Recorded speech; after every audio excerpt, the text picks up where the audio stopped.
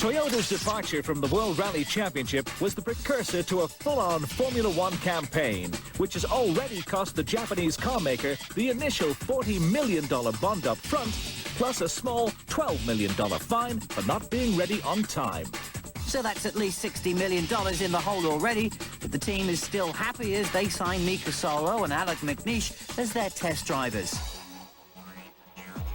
The F1 facility is located in Europe, but not in the Formula One heartland of Oxfordshire.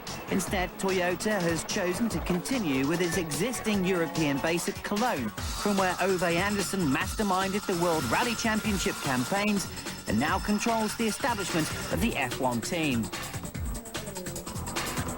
Toyota loyalty towards Anderson and Cologne is understandable, but has to be questionable, despite the success of Jean Todt at Ferrari. Cesare Fiorio didn't succeed when he came from rallying to F1. Dave Richards wasn't at Benetton long enough to tell, and none of the three had the task of creating a new team from scratch, as in this case. It's a choice by one of the three biggest manufacturers in the world, not only to come into Formula One, but to do so in the most courageous way, where there's they do the team, they do the engine, they do the chassis. They don't go and buy anything in. They just hire some of the people using their own team, their own existing facilities that they've had for many years for rallies and GT racing.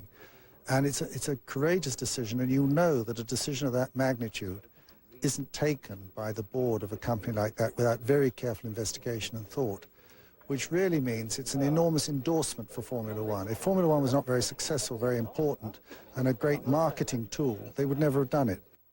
Let's remember that marketing is what drives manufacturer involvement in motorsport.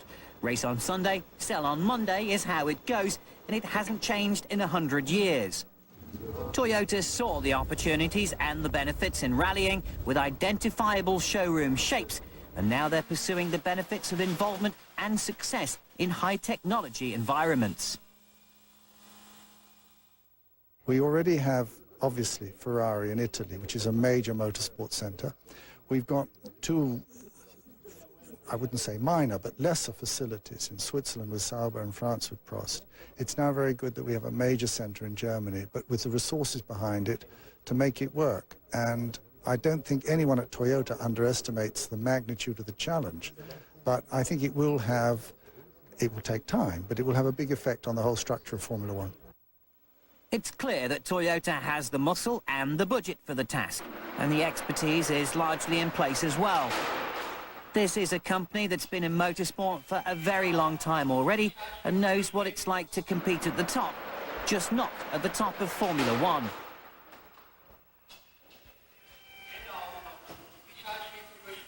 I've driven the best car last year, and I'm still driving a good car again, and I know all the circuits, I know how the cars should be, and I know how the car should not be. And all this, I think it's something which you can't buy with the money. It just comes with experience. So I give them everything what I know as soon as I get started here. Buying that kind of knowledge and experience is essential, and there's no doubt that Salo's input will be vital. So too that of the team's other full-time test driver, Alan McNeish, a star of the sports car world, whose personal achievements have so far stopped short of the F1 success he seems to deserve.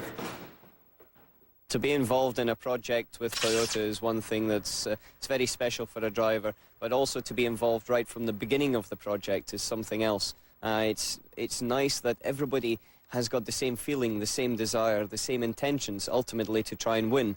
And I think that we have the capability, the base and the personnel to do that. It's going to be a long, hard road ahead, but we have got the fight inside our hearts.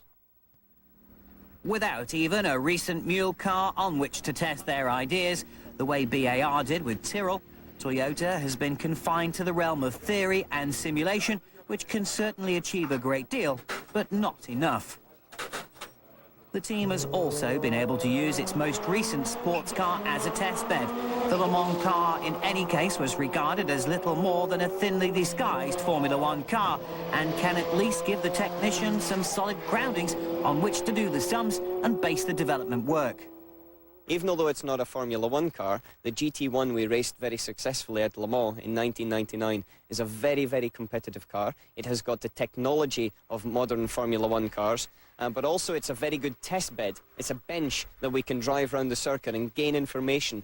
And so we've now got some information on tyres, on brakes, on differentials and gears, on hydraulics, many, many other things. And so it gives us experience.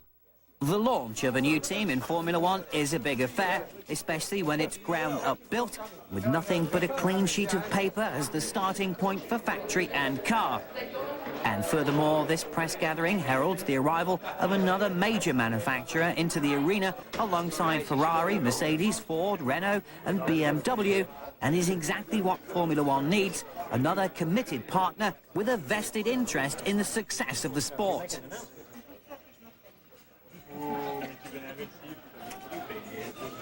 It's a very rare event that a major manufacturer comes into Formula One with its own team and engine, and probably still rarer that it founds a team, makes the buildings, does everything all at one time. It's certainly a tall order to build your own competitive car, as others have found. It takes time and commitment. This week, they launched the car, and we'll have a full report on that next week.